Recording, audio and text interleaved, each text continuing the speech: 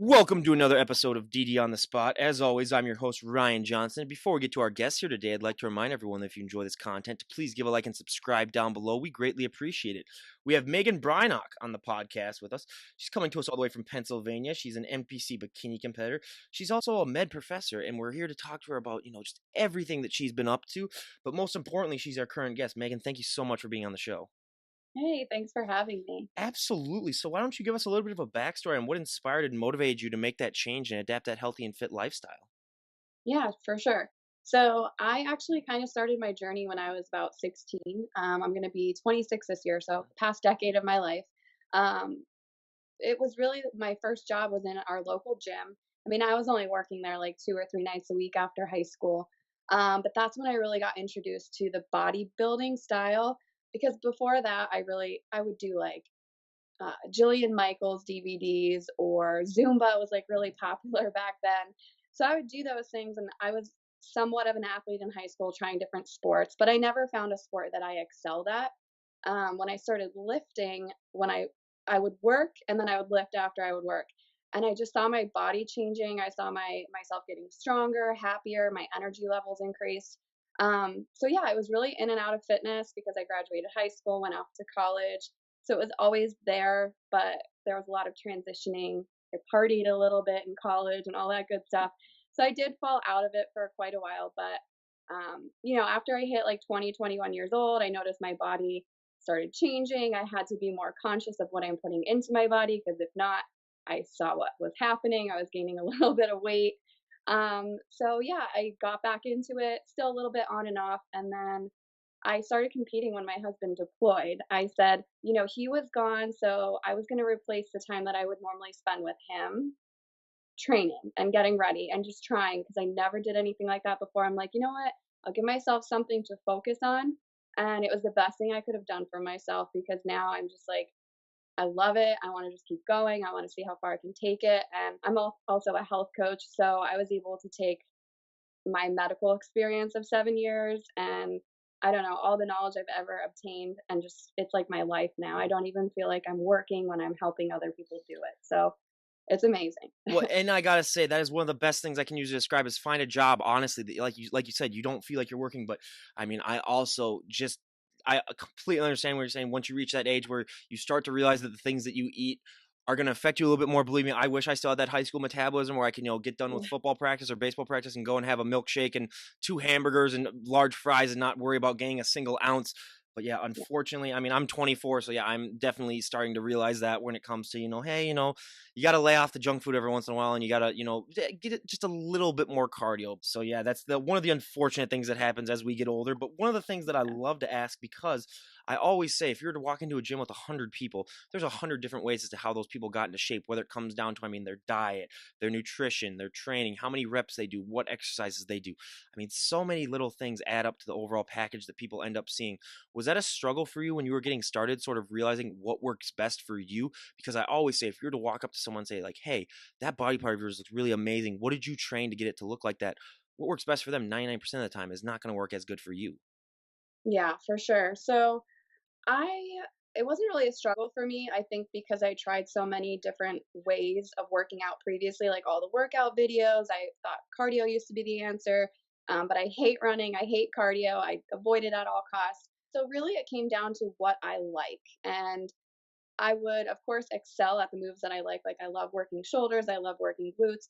And then the things that I was weaker at, I developed like a not a hatred towards them, but I didn't like them as much because I sucked at them. So I knew that even though they were really hard, you just had to push through. And I don't know, I just always try to switch things up. I keep it interesting because I love working out. I love lifting, but if you don't keep it interesting and you don't switch it up, you don't know how your body is going to react and you're going to get bored with it.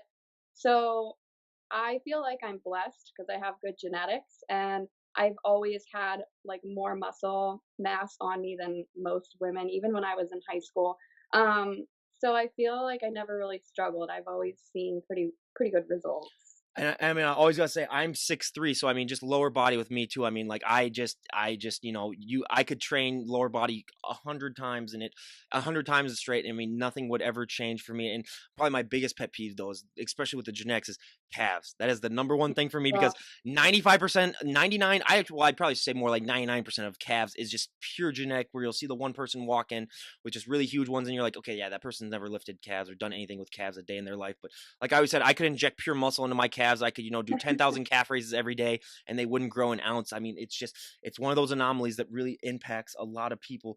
But that kind of yeah, leads me into one of the big stereotypes that I love to bust because, like I always say, it's gotten better the last 5 years with Instagram, but there are still so many women that have that fear of, if they go into the gym, they're going to, touch one weight and then hulk out and put on, 50 pounds of muscle. And I always say, like I told you before we started recording this, I mean, pay my entire life savings to that person that same day just because they have found the yeah. secret that so many people are looking for.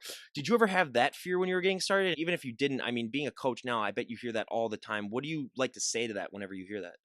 Yeah, I actually speak into that a lot on my social media accounts just because, um, from experience with training and coaching clients, as well as just my friends before I even started this as my business, I know that so many women are scared to touch weights, not only because they're scared of gaining too much muscle, but they're intimidated that they're going to do it the incorrect way and they don't want to look silly. But as far as like getting too bulky, it's like impossible if you're all natural anyways, unless you're like seriously like eating a ton of protein and then really just lifting all the time, you're never going to get monstrous. Like, and I do preach into that all the time because girls are afraid. They want to look feminine. They want to look lean and sexy and toned and like they want to look good. And I can tell you, like, I take my husband to the gym with me now. And when we work the isolation movements that we do, we're both almost doing the same weight, give or take 5 to 10 pounds. And it's like, he is 40 pounds, 50 pounds heavier than me, and it doesn't matter. Like when you're doing those isolation movements, you're not going to get insanely bulky. It's just impossible. I believe me, like I out of all those stories that we heard, I couldn't use that better. I mean, it's like just the way that women are built differently from men. I mean, men, I don't normally ask that question to the guys in there because first of all, some of the guys that I have on do kind of look like the Hulk, so I'm just like, okay. I was like, you kind of defeat the purpose of the question, so I'm just not even going to ask you that. But Yeah. yeah, I mean, I always love to tell the story of when I was in college and getting bigger and stronger. One of my really good friends, she came up to me and said, like I'm seeing all these changes. I want to go to the gym with you as well, but I'm just afraid I don't want to get too bulky. And I said, look, the amount of weight that you carry in your purse when we go out to clubs, when we go out to, get something to eat, weighs more than 90% of the dumbbells in the gym, and you are not getting an ounce of muscle from lugging that thing around. She had a very Yeah. heavy purse. Now, I don't know. I never looked through it. I don't know what she had in that thing, but like a woman's purse, that's her own treasure trove. So I don't know what she had in that thing, but yeah, it was Oh, very, we very keep heavy. everything in there. Yeah, she kept I mean, Everything. yeah, she might have kept her old house in there because that thing weighed a ton. But yeah, once I told her that, she was like, "Oh yeah, that's kind of true." And then she went in there, and I mean, it was night and day. She really enjoyed it. But the biggest thing that I love to talk about, especially for all my women guests that I have on, because for women this impacts them, I think, so much more than the guys, who is the confidence boost that you get from working out. Because let's Yeah. face it, some of the guys, they walk into the gym, they look like they own the place, or they act like they own the place, even though, I mean, they've never touched a weight in their entire life. But for women, I mean, like you said, they're afraid, usually a little bit more of, like doing the wrong things, just having that mindset of, sometimes they have that mindset also where they feel like they don't belong there. But just when they start working out and when they realize those changes and realize that, like, hey, it's the gym is an open place where anyone can do anything, and you can, and, I mean, you're just free to really just do your thing. I mean, that confidence boost is so huge. And I always like to say that confidence boost is one of those things that you can take from that lifestyle and adapt it to everything else in your life. What has that Yeah. experience been like for you, that confidence boost, and how have you been able to adapt that confidence boost and add it to every aspect of your life? Yeah, for sure. So, I mean, I'm huge into muscle building and like obviously I'm a competitor and everything, but one thing I always like to say to people too is we have the tendency to have issues with our posture. And like a lot of people, that stems down to confidence, but it also stems down to a plethora of other medical issues. But, that's just like kind of the foundation of it. You start building muscle, you start really getting that foundation. You have a better posture, you carry yourself better, you walk better, like you talk better, just everything. And it really does transcend into other avenues of your life, whether that's your friendships, your relationships, your career, like everything. You cultivate an energy that you're happy all the time, feel good about yourself. You know that you're taking the strides to live a healthier life. And I mean, of course, it's going to make you happier. So, it just really does. It goes into all other avenues of your life. And for me, I have always kind of been like outgoing with my friends and family. Like after I got close with you, like I have a really goofy personality, but I used to be very reserved with it because I would I would fear judgment from other people. But now, like I talk to people in the grocery store, I talk to people at the gas station, like I'm always just so happy, and I never used to be that way, and it just really does take you into a whole new place of being Mhm. inside and out. So I love it. See, now I am kind of the opposite, but it's for a different reason because I always used to be, like super outgoing and really, really, just talkative. But when I do this, especially when I do more than one podcast in a day, I mean, my voice is, I am done like socially just because I've talked to someone for that long. So like when I'm walking around, I'm like, please don't talk to me, people. Please don't talk to me. Just, I want to rest. I want to recover from all this. But yeah, on the days when I don't do podcasts, yeah, 100%. I'm just like you too. I'm super outgoing, willing to talk to people, willing to, help others up. But yeah, I have other times where I was like, okay, just leave me alone for the rest of the day and let me relax and watch TV and just Yeah. sort of chill out. But yeah, so I totally understand that. But how long into your journey before you realized that like, hey, I could really do a bodybuilding show? This is something that I really want to do. Um, I started thinking about it. Well, my husband was deployed this last January till November. So he was gone for a whole year. And we got married the previous August. So it was August of 2017. Yeah, I should know this. I know. I August get of those 20 things confused too. Yeah, all the time. yeah. So August of 2017. And I, like any bride, I wanted to look really good on my wedding day. Hmm. So I kind of I had nutrition down, but not really. I did like the extreme way. Um and so I got myself to a place of looking really good, feeling really good. And I told him, before he left, we wanted to go to all of our favorite places. We're beer drinkers. We like to have fun and relax. So I definitely packed on the pounds after that. But I told him, I'm like, I felt so good on our wedding day, and I want to go back to that. I want to create this as a lifestyle. And then I started looking at Instagram accounts and YouTube accounts, and I started just getting this inspiration. Like, I didn't know, I knew bodybuilding was a thing. I just didn't know how popular it was, and I didn't know that I would actually like it until I started watching videos and seeing like what it's all about, because I'm a girly girl, but I'm also like very much a tomboy, if you will. And so I love that it had both aspects. Like you got to have the masculine side where, you go to the weight room, you are a little bit more masculine, there's not a lot of females who do all that. But then you get to dress up, you get to get your hair done, your makeup, the tan, a beautiful suit, and then the heels and everything. So you get the best of both worlds. I was like, wow, I think I could totally do this. Like, I've always been into fitness, and I love challenging myself. I love just setting goals and then crushing them because that's also a confidence booster. So I just set the goal out before he left, and I was like, there's nothing stopping me. I'm just going to do it. And I always say there's nothing more challenging than a prep because I always say for the general public, most people don't realize that just to be able to get into shape to go into a prep takes so much hard work and dedication that a lot of people, I mean, a few select amount of people are actually able to pull that off. But going into a prep, that is just notching things up to an extreme level when it comes to your dieting has to be nearly perfect. I mean, you can have a cheat meal every once in a while. I mean, you have to eat at the right amount of times. You have to get all of your workouts in. I mean, missing one workout could derail everything. I mean, it is such a timed and scientific basic process. I mean, you have to get everything done at the right amount of times. Was that a struggle for you sort of starting into that lifestyle? Because for a lot of people, that can just be a huge shock to the system, just how minute and how intense the prep life can be. Right. So I think in the beginning, because I was basically building from January until, um, gosh, I was building for like 7 months, and I already in pretty good shape.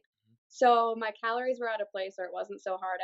I count macros. I even do that with my clients because it's a more flexible way of being. So I was clean eating, but I didn't have to worry so much. So in the beginning, it wasn't so hard. I was really learning more about all the macros and what the best foods are, and what makes you bloated, and all that stuff. But then when I started prepping, it was like a 9 week or a 10-week prep after I got to where I was. So then it got hard because I've never restricted myself that much. Honestly, I stepped on stage at 1,300 calories and I felt really good. And I've seen horror stories. I Yes. personally saw something. I saw a girl backstage, and it breaks my heart because it was after, I think, we went out the second time and she came backstage and she was crying and she was holding her head. She didn't place really well. And I was like, "Are you okay? What's wrong?" And here, her coach restricted her water for 24 hours. So she was not allowed to have water at all.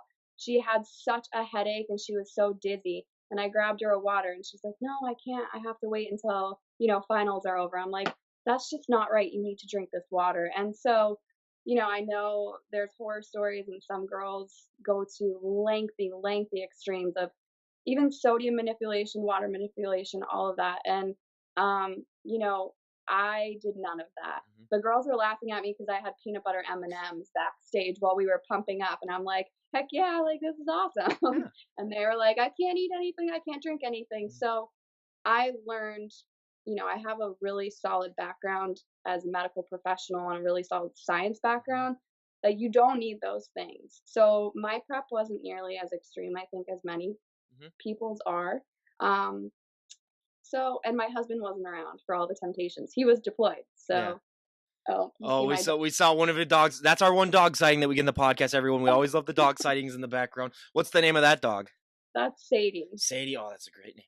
But yeah, Yeah. so yeah, I mean, and I really appreciate you talking about that because there's so many people that I've heard almost all the stories because I mean, you're gonna be like the 100th health and fitness guest I've had on, so I've heard like the coaches that some of these competitors come in eating like 600 calories, like, and they're just, and I've even had one just to protect her name. I'm not gonna say her name, but she was at 2% body fat when she did her show That is so at like unhealthy. 150 pounds. So that means she had 3 pounds of fat in her entire body. That's So People I don't mean, realize how unhealthy that is, and then, like, the aftermath, like, okay, you dieted down so much, but do you realize, and I don't wanna say this to insult anyone, but it's just a matter of not educating yourself of what you're doing to your body mhm, because you're destroying your metabolism, and it could take years, and so many women lose their periods, and, mhm, like, they mess with their hormone health, and, as a woman, you should not go below, like, 5 to 7% mhm. body fat ever. It doesn't matter how extreme you wanna take this sport, you just can't do that because you're risking too much damage to your body,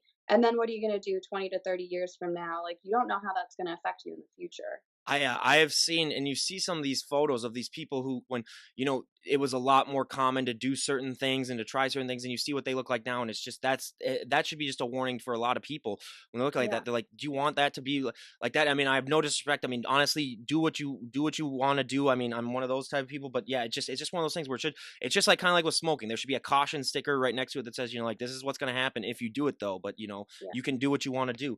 So yeah, and I mean, I completely understand that just talking to all these competitors, and it's just one of those really eye-opening things for me. Now to bring it up to a little bit lighter of a topic, one of the things that I always love to ask, because as you can tell, I'm one of the palest people you'll ever meet in your entire life, being from the upper Midwest.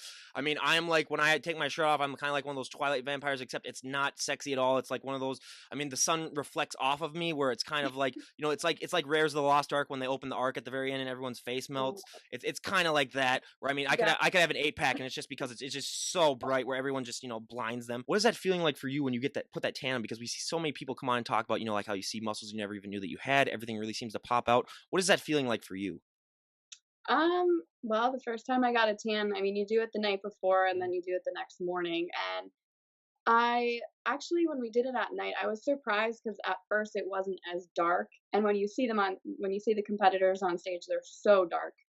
And they're like, don't worry, tomorrow you'll be looking Jamaican, like, it's okay, you're gonna look great tomorrow." And they said to just be really careful. So it was kind of a pain because it gets on everything. Mhm. So going to the bathroom, you Yep. can't sit. Even laying in bed, like one of the tips that I got was to take a sheet to the hotel and put it, even my own pillow, because Mhm. I didn't want to ruin their sheets and Yep. their blankets and everything, because then they would cost like $500 for a hotel blanket. Mhm. But, so it was really annoying, and then you had to put on baggy sweatpants and the hoodie, and, by the next morning, I had, streak marks on my side, and they had to be touched up, and then you got the bronzing, you got it all done, and then you put your suit on. I had a whole streak down my whole belly because there's a diamond Mhm. clasp in the middle of your suit, and it was just a pain because Mhm. then we went on for finals, and you had to get all of it done again because you had this streak mark, and if you're standing next to somebody on stage and their tan is perfect and your tan looks like crap because you Yep. might have rubbed up against the wall, like, you're not going to place as well literally just because of your tan. So I cannot tell you how many times we've heard that. And like I said, you have to be a statue, and it's definitely one of those things that a lot of people don't realize. It is a make or break thing, because the tanning is just so important. But also the most surprising thing that I never ever thought I would ever think of when it comes to bodybuilding, that a lot of people say is the hardest thing, especially all these competitors that we have on, is posing. For so many people, posing is the hardest thing. It's harder than your training. It's harder than your diet. It's just so hard, and that's one of those things that I think the general public would never really understand or guess in the first part. But I always compare it now to like being a. There's a difference between being a great driver and being a perfect driver, as well as there's a difference between being a great poser and a perfect poser. One, you can never be a perfect poser because it's always ever evolving. But what has your experience been like? Because as I said before, I mean, it's always ever evolving. It's always something that you can never completely master. What has that been like for you? yeah, for sure. I didn't expect it to be as hard as it was. Um, it's funny now to look back at the first couple videos that I, sent into my coach, like, here's my posing check-ins. And looking back now, you're just so awkward because, you have to have your hips facing this way and your shoulders facing the total opposite way. So it comes with a lot of flexibility and stretching, but also knowing what your best side is and how to move. And you don't want to move your arms too much, and make sure you hit your arms and they have to stay there when you hit your pose. And there's a lot that goes into it. So, for me, I practiced my routine like 3 times a week for like 15 weeks. And I still could have had a lot of improvement. But the whole thing is when you step out on the stage and you have to do what you've been practicing, it's totally different. You're not looking into your camera, you're not getting the feedback, you're not looking into the mirror. You're looking at the judges and making eye contact with them. And I can tell you I screwed up my routine, like, because it's a totally different mindset. But it's hard, and your body would literally get so sore. My lower back would hurt so bad after posing for like a half an hour. You have to train your muscles to hit those poses so that when you are on stage, you can feel that you're in that position. You can feel it since you can't see it. So it's hard. I mean, we've heard so many stories about people who say, like, yeah, I sweat more during my posing sessions than I did during any of my workouts, because it is like you have to train the muscles how to act like that. And you have to make it, I mean, the hardest thing for so many people is you got to make it look natural. You can't, Yeah. I mean, especially for the like the physique compares that we have on, where it's like you got to make it look like you're not like grinding your teeth to a pulp, just like flexing all the time, because you just got to make it look nice. But so now, out of all of your poses that you do for bikini, what's your favorite pose and what is your least favorite pose to do? Um, I love the back pose just because I was able to develop a really good like glute and ham tie-in, and I never had that before. And I don't know, I just loved the way I looked in my back pose, and it just felt more natural. I didn't have to put as much effort into that as the other ones because I played around with a bunch of different front poses. Um, my least favorite is probably the front pose. Just because there's so many different ways to do it, and when you're standing in front of the judges, you can't possibly get the perfect angle for each of them. So you just have to know which way to angle your body. So the judge over here is going to see it one way while they see it another way. Whereas the back pose or your side pose is a little bit better for them to see. It feels more natural too. Yeah, we get that. So you're actually the opposite. So normally we get like the front pose is someone's favorite and the back pose is someone's, least favorite, just because. Oh, wow. But I always tell people, I say, why isn't the back pose your favorite? Because first of all, you don't have to be smiling. Second, Exactly. That's what I was yeah. going to say too. Second of all, I mean, you can kind of relax your gut a little bit. We have a lot of people who are just like, okay, you can relax a little bit, and you don't have to be tense as much.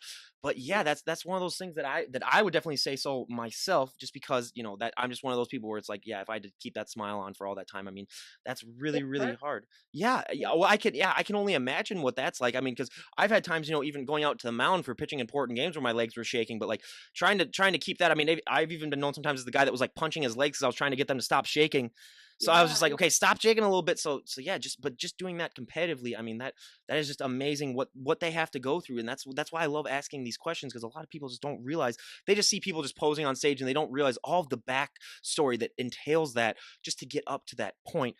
But now, Yeah. I mean, the most important question that I ask on the, or the, my, not the most important, but the most common, because I ask it, whether they be my up and coming bands, musicians, my bodybuilders, or the professors that I have on. For my bands, I always ask, what is that feeling like performing live on stage in front of hundreds of thousands of people, and then that also applies to my bodybuilders. What is that feeling like for you when you get to go on stage and show off all of that hard work that you've been working months upon months for?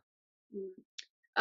I thought I was going to be so much more scared because I never individually performed anything on a stage. I was on a stage like in talent shows in high school and like chorus and stuff like that, but never individually, especially in a bikini where, the cut even on the back is only this big. So, it was really cool though because my mom was there and then we were in Pittsburgh. So my friend is going for a nurse practitioner and she goes out in Pittsburgh. So she met up with us, but the most fun part was my husband came home from deployment that morning.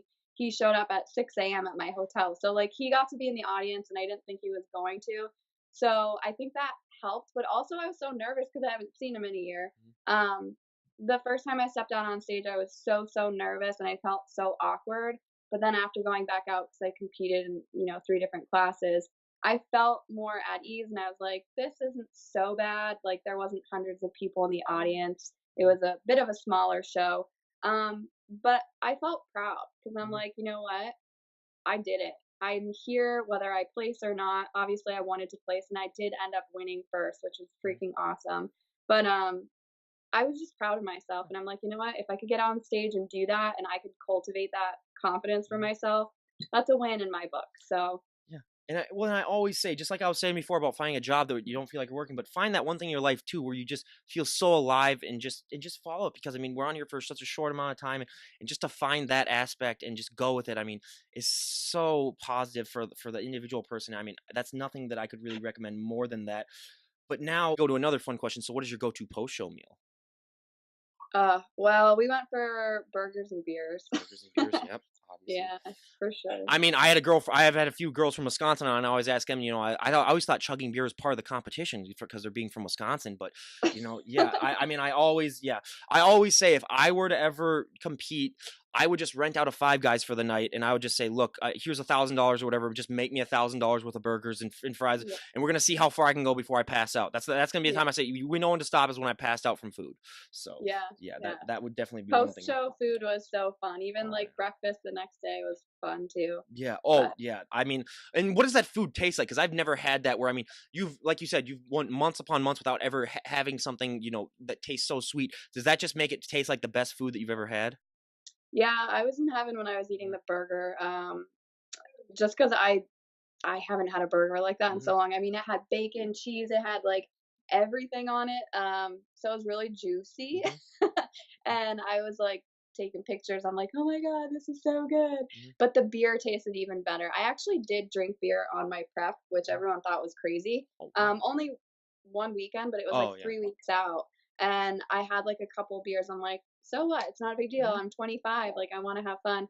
But, it definitely tasted really good, but I miss after a couple days of doing it and not tracking, I missed my staple meals that I had Oh every day yeah. because I like macro hacked everything Mhm. and I figured out because I do have a sweet tooth, so I kind of figured out some tricks along the way. Yep. Well, and that's always important too because, like I always say, just staying on that diet for that amount of time. I mean, people. We've heard so many like prep brain stories where people just don't go crazy, but they just get. It's just weird what the mind can trick yourself into thinking when you're on that type of stuff.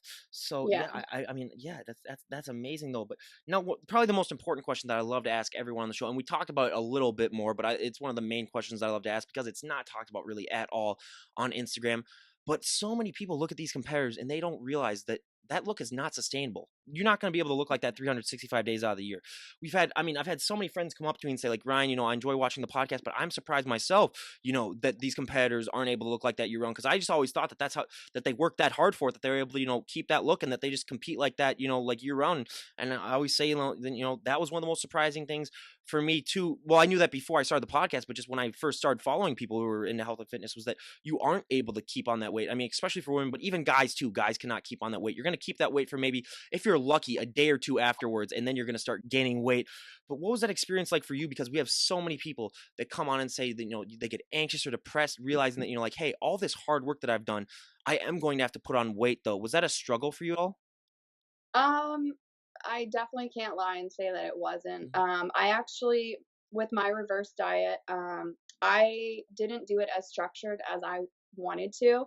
And I definitely gained more muscle, got my strength back, and then some. But I definitely, you can't gain muscle without gaining body fat. So I knew it was inevitable.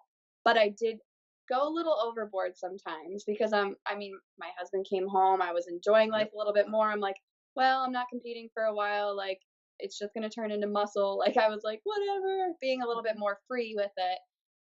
So I actually did gain like 15 pounds overall. And that's actually pretty healthy. 10 to 15 pounds is pretty normal.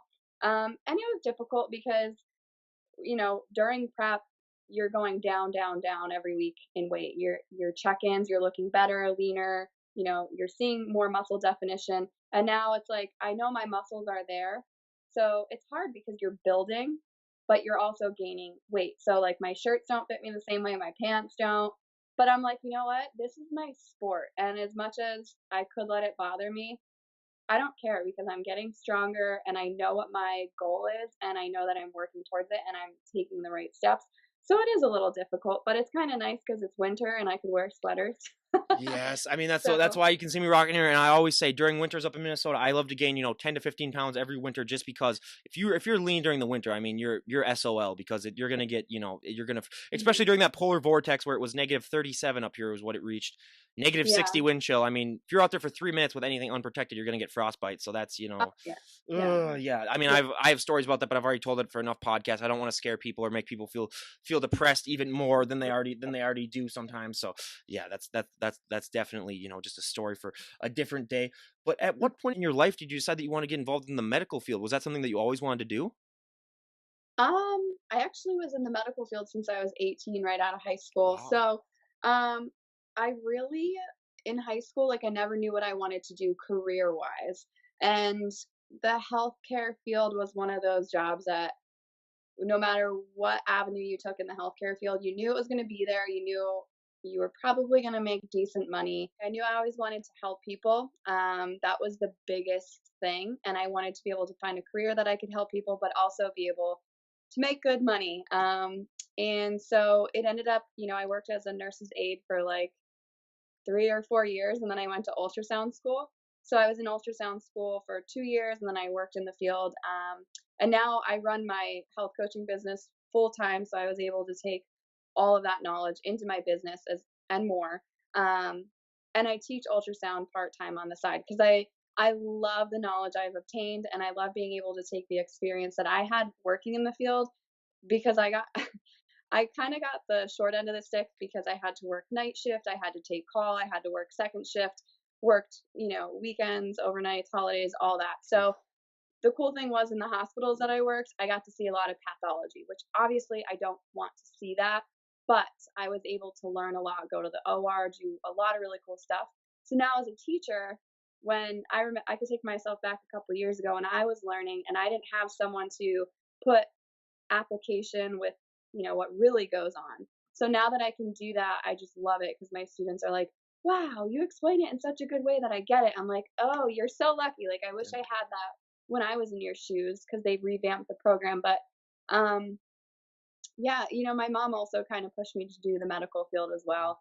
And I love it. I think that in the long haul, my ultimate goal is to just have my business full time just because I'm more on the side of preventative and Mhm. natural approaches. Um, and working in the medical field for so long, seeing what I saw, the diseases on people who are my age or just a little bit older than me, and not taking care of yourself, it's so hard to take care of people who don't want to take care of themselves. Mhm.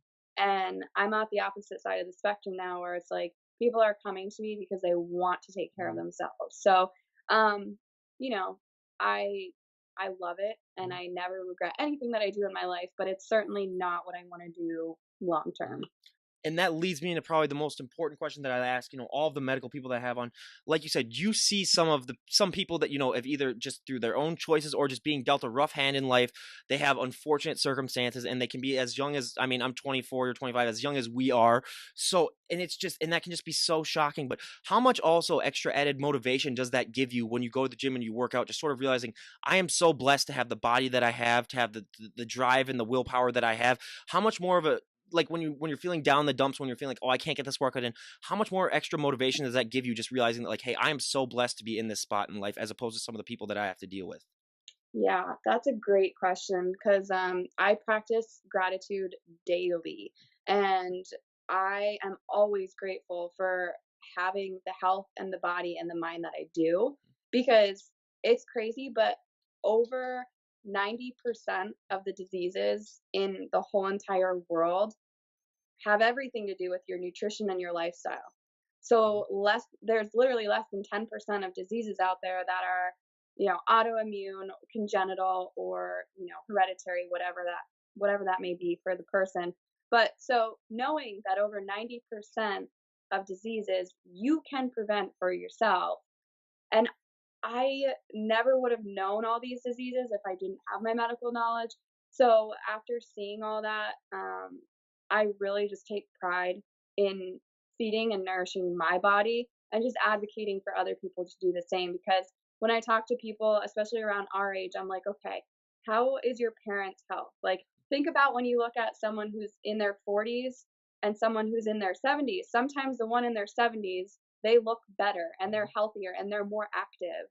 You got to think about, what do you want your life to be like? Because everyone wants to live a long, healthy, happy life. They want to travel, whatever. But if you're not doing that now, you will end up getting heart attack, stroke, diabetes, like all that stuff that we could prevent. So on the hardest days, I just remind myself, I'm like, I'm so blessed. I'm so Mhm. grateful that I get to. I hate when people say, I need to do this. I need to go to the gym. I need to eat healthy. No, you get to do those things. You're Mhm. privileged, you know? Yep. No, I couldn't agree more, and believe me, like, watching these podcasts, that's I've been trying, because my parents are, like you said, like you were talking about, they're not, in the most healthiest shape, and they'll even be the first ones to admit. So just, I try to get them to watch some of these and just be like, yeah, you can, get healthier, and I mean, it's been helping. They're starting to work out. So yeah, I mean, I totally agree with you on that. Where, it's a lot of it's the parents too. Where I've had a health specialist come on, and he was talking about, like, one of the biggest ways to help prevent, childhood obesity is having healthy and active parents, because then they instill that lifestyle in their kids. So yeah, I Exactly. mean, I couldn't recommend that more. But now, two of the favorite questions I love to ask all of our health and fitness guests when they come on the show. I mean, one of my favorites, and again, this happens to me all the time, but when I started going to the gym in college and getting healthy and strong, I mean, there's so many positive things that happen to me. But the one negative thing is you're going to get asked to move a lot of people's furniture. You're gonna get asked to open a lot of pickle jars. I mean, like I said, I'm still at home with my parents, so every time the groceries come, they come home with groceries. I basically have to lift the car into the driveway and bring the groceries in. Has that been a similar experience with you? I mean, where people just take one look at you and then just know that you work out today, so assume that you can do favors like that for them? Yeah, Hmm. definitely. I think it's funny too because, like, in our family, we're very sarcastic Hmm. people as well. And we're hunters, Yep. so I go deer hunting and rifle season and everything. And my husband's uncles would always joke, "Oh, Megan's dragging out the deer this year." So yeah, for sure. Hmm. And if I like ask someone to do something for me, they're like, "What do you mean? You can do it for yourself. Look at your muscles." So like Hmm. for sure, I hear feedback on that. But Yep.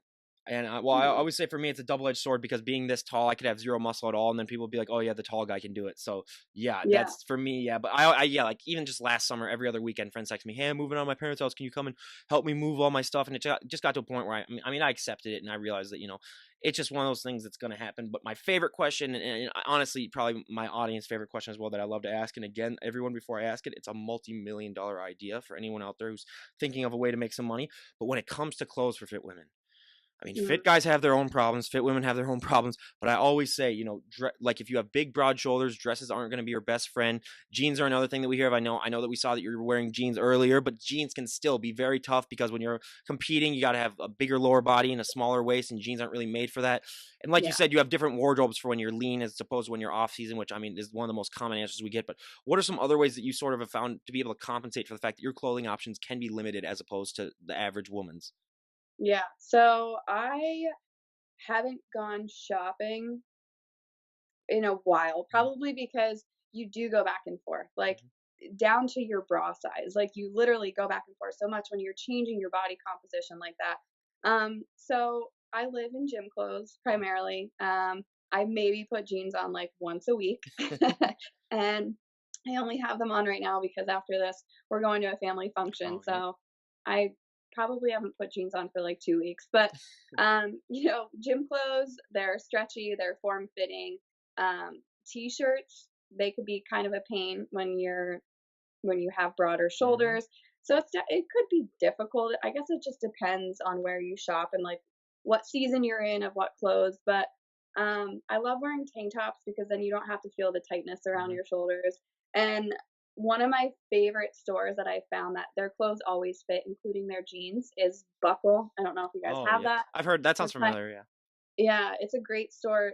Their jeans, they're not like the jeggings or whatever for all the females Mhm, watching this, but they're really stretchy and they're super comfy. The jeans that I'm wearing, I haven't been able to not wear them. mhm. They've always fit me. So, it's pretty cool. We had a plug right now then for it, so everyone go check out Buckle, or if you don't know, and you could probably buy some stuff online too, so everyone go check that out. But now we get to our audience favorite and my favorite part of the podcast, a little questionnaire, where we're gonna ask Meg here about a dozen okay, so honestly, now just saying that, how many times have you ever heard someone say, "Shut up, Meg," to you because of Family Guy? A lot, kind of. Okay, because I was just saying that I had that thought in my head where just when I said we're gonna ask Meg here, and just in my mind I just said, "Shut up, Meg." Just in Yeah, my so yeah, that's one of those. That's got to be one of those problems. Then just having that all the time. Yeah, so yeah, yeah, that cracked me up a minute. But we're gonna ask her, about a dozen or so questions that we ask all of our guests, sort of more of a getting to know her. So we're gonna see how she responds. So for the first question, what is your go-to workout song at the moment? ooh. Um, I have to think about that. Someone just stole my beats like 2 months ago. Mm-hmm. So when we go to the gym, I've just been like talking with my husband in between. So I haven't really, we've just been kind of vibing with Hmm. whatever's on the gym music. But when I had my beats, which I love them and can't wait to get another Hmm. pair, but there's this one remix. It's called Colors, Oh, and yep. do you know who I'm talking Yeah. about? It's Yeah. kind of like a hip hop techno ish, Yep. which is so funny because I love country music. Hmm. But when I work out, I love alternative rock Yep. or like hip hop techno. Hmm. So yeah, I'd probably say that All song right. comes to Yeah. mind. Yeah. That is definitely a good one. But now, out of all the celebrities on the planet, if you could work out with any celebrity, who would it be? Ooh.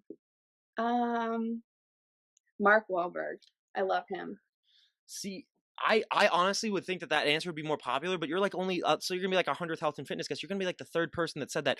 Dwayne the Rock Really? Johnson is like 90% of our answer. We get Uh, that all the time, but it's him, so I gotta realize. But yeah, Mark Wahlberg, yeah, he would definitely be a good one. I mean, that'll be interesting for me to train with him, just because most people don't realize how short he is. He's like 5'4" or whatever, and just me, yeah, I'm like almost a foot taller than him. So yeah, that would be an interesting thing to see. But yeah, Mark Wahlberg, yeah, he's definitely up there. But now, out of yeah. all the celebrities on the planet, if you could train any celebrity, who would it be? Mm, that's a good question. I feel like I want to pick someone who would be funny Mhm. because it would be fun. Adam Sandler. I freaking Mhm. love him.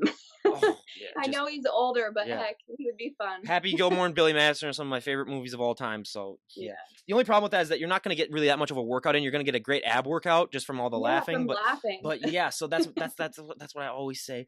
But now, what is one item that you always need to have in your fridge? Ooh. Just one item? Mhm. Probably cashew milk because Cash. it's Oh like almond milk, yeah. but cashew milk has less calories, and I always get the unsweetened vanilla, and I use it for quite a bit.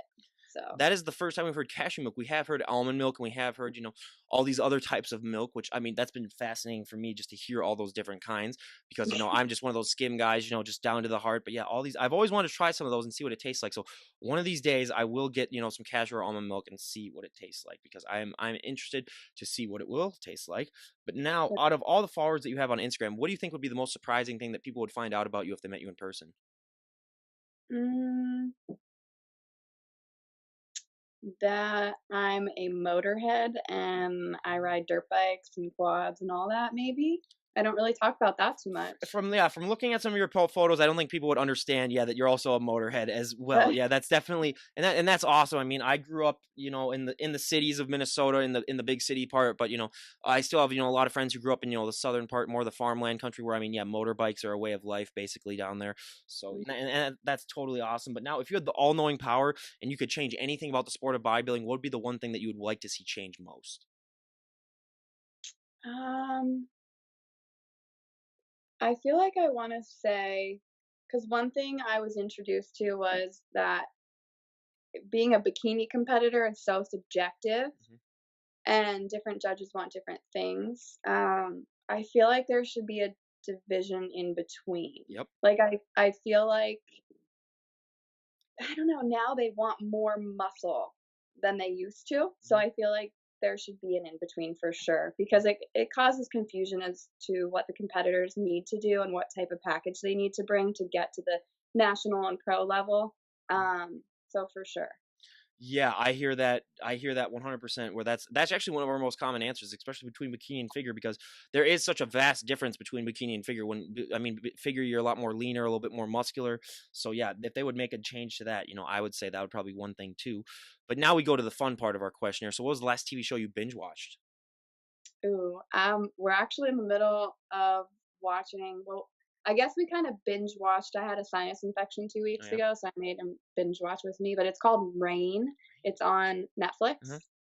It's about Queen Elizabeth and Oh, Queen yep. Mary of Scots. It's actually really good, Yeah. and a lot of it's based on factual Mhm. information, so it's interesting to see how it was back then. Yeah, I binge watched You a couple of weekends ago because so many of my guests came on and they were just dying about that show, and Oh, I haven't heard of literally and figuratively, there were a few cadavers, but I so yeah, it was I binge watched it over a weekend, and yeah, it was very very good. I highly recommend it. But what is your favorite TV show of all time? Hmm. I'm not gonna lie, like, I'm not that type of person that Mhm. watched a whole lot of TV, even growing up. No SpongeBob or anything? Yeah, kind of. Actually, Rocket Power used to be, like, the go-to Oh after school. yes. Rocket Power and Futurama, like, my Hmm. brother used to always watch that. The Simpsons. Yep. Um, but as an adult, I honestly can't really say because besides, like, picking things on Mhm. Netflix, I can't really say that I have a favorite show. Well, that's fine. I mean, we always have that one person that says I didn't watch any TV growing up, so we get that all Well, the I time. No, no, did. I know. I'm just joking. I'm just joking. But yeah, that's so yeah. Well, I'll put down undecided for that, just because I take a poll, and then after like a certain amount of podcasts, I think I'm just gonna release like here are our most popular answers. But yeah, for me, I'm the Cool. most basic person ever. The Office and Friends. That's Oh, yeah. that's that's Yeah. that's about it for me. But now everyone has one. What is a guilty pleasure movie that you enjoy? Hmm. I love the movie Ted. I love all the Ted movies. That's a good one. Yes, that is a Yeah. very. I mean, that has so many funny jokes. I mean, even the second one was really good too. And usually sequels aren't that good, but that one was also really, really good. I really enjoyed the Tom Brady skit. The Tom Brady part of the movie was really, really funny. But yeah, Yeah. I heard they're thinking about making a third one, so I hope that they Oh, do. I was just upset that Mila Kunis wasn't in the second one because I thought that I know. I like her. So yeah, that would I that would love her. that She's that so would be good. beautiful. I Oh love yeah. her. Yeah, well, yeah, that goes without saying. Yeah, now Amanda Yeah. Seyfried also is very good looking, but I mean, she's no Mila Kunis. But so yeah, I mean, Right. that was. I mean, it was still a really great movie. But now our two final questions of the questionnaire. So if you could go back in time and talk to the 18-year-old version of yourself, what would be the best piece of advice you would give her? Ooh, gosh. There's a lot of things, but Hmm. probably to be more conscious of who I was surrounding myself by. Hmm. Because we are the sum of the 5 people we spend the most time with. Hmm. So at that time in my life, definitely not hanging out with all the best people. And that, took a toll on my life. But I think that if I could tell myself that then, I would probably enter the bodybuilding and competing world earlier, Hmm. which would have been so cool because I would have had more time and opportunity maybe to go further. Absolutely. And for me, it was the same thing, just realize who you're surrounding yourself with 100%. But now for the last question of the questionnaire. So if we were to talk to you a year from now, where would you like to be at in life? What are your goals? So I would like to be living in Texas. I lived there for half the year last year and I loved it. And I love warm weather. And Even when it gets I to like want, 115 down there? yeah, I was there from April to September Oh of last wow. year. and it was like, but it's not humid, Yeah. it's the dry heat, and Mhm. I just love it because you can have wonderful mornings, Mhm. relaxing evenings, and still not have to worry about putting a jacket on. Yeah. And I am a very outdoorsy person, so I had more time outside. And Mhm. then I came home to Pennsylvania and it was like freezing, can't go Mhm. outside, and I don't know. Also, I want to live at near a beach. But Mhm. anyways, aside from that, I want to be able to be competing at a national level. Mhm. Um, and running my business full time, maybe kind of exiting the ultrasound Mhm. world. But I'm not sure if I'm ready to give up. I don't want to ever give up my credentials and Mhm. my knowledge and continuing my education with that because the two kind of go hand in hand. So, Yeah, absolutely. And again, I mean, for our last, we're done with the questionnaire part. So now for the last question I love to ask everyone, is there anyone that you'd like to give a shout out to before we wrap things up? oh, well, oh, my cat's in the way. The I'm so cat sorry. gets a shout out. The I cat gets a feel shout out. Yeah. there you go.